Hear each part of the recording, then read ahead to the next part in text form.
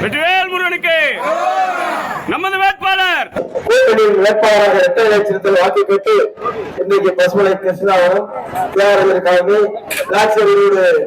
சந்திப்பு நடைபெறுகிற இந்த நல்ல கல்வி பிரச்சார கூட்டத்தின் தலைவர் வட்டக்கல்வி செயலாளர் அறிவிச்சுவர் பொன்முருகன் அவர்களே தங்கம் திட்டத்தை மடிக்கணினி திட்டத்தை ஸ்கூட்டர் வழங்குகிற திட்டத்தை எடப்பாடி கொண்டது அம்மா நினைத்தது மீண்டும் கொண்டு வருவதற்காகத்தான் அறிஞர் எடப்பாடி முதலமைச்சர்.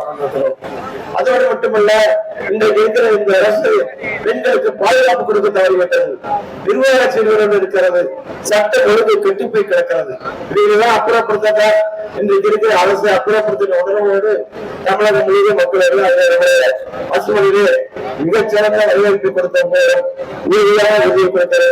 இந்த பக்கம் இன்னும் முழுவதும் நான் சட்டமன்ற உறுப்பினராக, நாடாளுமன்ற உறுப்பினராக, மேலவை உறுப்பினராக இருக்கும் போது பல்வேறு திட்டங்களை கொடுத்தாலும் கூட இன்றைக்கு சாலையை சட்டமன்ற கொடுத்தாலும் கூட இன்னமும் தேவைகள் இருக்கின்றன.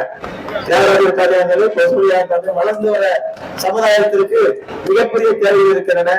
அந்த தேவை நிறைவேற்றும் வகையிலே நான் அயராது பாடுகிறேன் என்று சொல்லி அறிஞர் முதலமைச்சர் என்ன சொல்லியிருக்காங்க உங்களுக்கு தெரியும் நினைக்கிறேன். என்ன சொல்லிதான் உங்கள் அத்தனை பேர் அன்போடு கட்டுக்கொள்கிறேன். வருகிற 23ஆம் தேதி மக்கள் எல்லாம் எதிர்பார்த்துட்டு இருக்காங்க. திருப்பூர் தொகுதியில் யார் எவ்வளவு அதிகமான வாக்குகளை பெறுவார்கள்.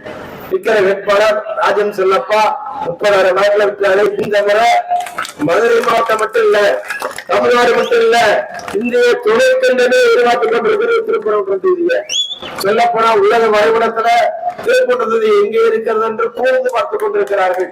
அந்த அளவுக்கு இந்த தொகுதி மக்களின் வாக்கு பொன்னான வாக்கு, யாதவர்கள் சிந்தனையோடு விலை மதிப்பற்ற வாக்கு. 23ஆம் தேதி காலையில வாக்குச்சாவடிக்கு போகிற போது நம்மவர் இனியவர் இந்த மண்ணுக்கு சொந்தக்காரர் என்று பாராட்டப்படுவதனால் உண்மையில இந்த பாராட்டு கூறியவனாக நிரூபிக்க வேண்டிய நீங்கள் அவசியம்